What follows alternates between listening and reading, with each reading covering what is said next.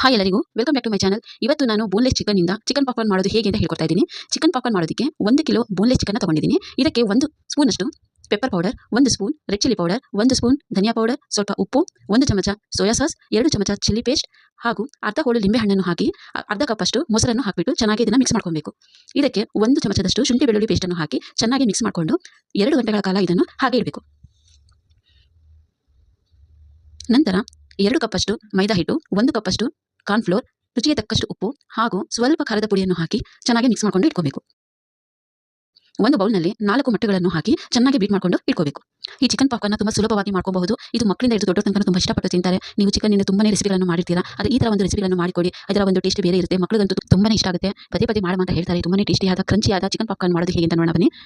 ಇದು 2 ಗಂಟೆಗಳ ಕಾಲ ನಾನು ಫ್ರಿಜ್ನಲ್ಲಿ ಇಟ್ಟಿದ್ದೆ. ಇದು ಚೆನ್ನಾಗಿ ಉಪ್ಪು ಖಾರ ಎಲ್ಲ ಚೆನ್ನಾಗಿ ಹಿಡಿದಿದೆ. ಈಗ ಈ ಒಂದು ಪೀಸಸ್ಗಳನ್ನು ಮೈದಾ ಹಿಟ್ಟಿನ ಮಿಶ್ರಣದಲ್ಲಿ ಚೆನ್ನಾಗಿ ಕೋಟಿಂಗ್ ಮಾಡಬೇಕು. ನೋಡಿ, ಇದರ ಫುಲ್ ಇದನ್ನ ಈ ತರ ಕೋಟಿಂಗ್ ಮಾಡಿ ಮೊಟ್ಟೆಯ ಒಂದು ಮಿಶ್ರಣ ಏನಿದೆ ಅದರಲ್ಲಿ ಒಂದು ಸತಿ ಅತ್ತೆ ಬಿಟ್ಟು ಮತ್ತೆ ಹಸಿಟ್ಟಿನ ಮಿಶ್ರಣದಲ್ಲಿ ಹಾಕಿ ಚೆನ್ನಾಗಿ ಇದನ್ನ ಕವರ್ ಮಾಡಬೇಕು. ನೋಡಿ, ಇದನ್ನ ಕವರ್ ಮಾಡಿ ಕಾದಿರುವ ಎಣ್ಣೆಗೆ ಹಾಕಿ ಇದನ್ನ ಡೀಪ್ ಫ್ರೈ ಮಾಡಬೇಕು. ಈಗ ಎಣ್ಣೆ ಚೆನ್ನಾಗಿ ಕಾದಿದೆ. ಈಗ ಒಂದೊಂದು ಪೀಸಸ್ಗಳನ್ನು ಹಾಕಿಬಿಟ್ಟು ಡೀಪ್ ಫ್ರೈ ಮಾಡ್ತಾ ಇದ್ದೀನಿ. ನೋಡಿ, ಈಗ ಚಿಕನ್ ಪಾಪ್ಕಾರ್ನ್ ರೆಡಿ ಆಗ್ತಾ ಇದೆ. ಇದು ಕಂದು ಬಣ್ಣ ಬರೋ ತನಕ ಸಹ ಇದನ್ನ ಫ್ರೈ ಮಾಡಬೇಕು.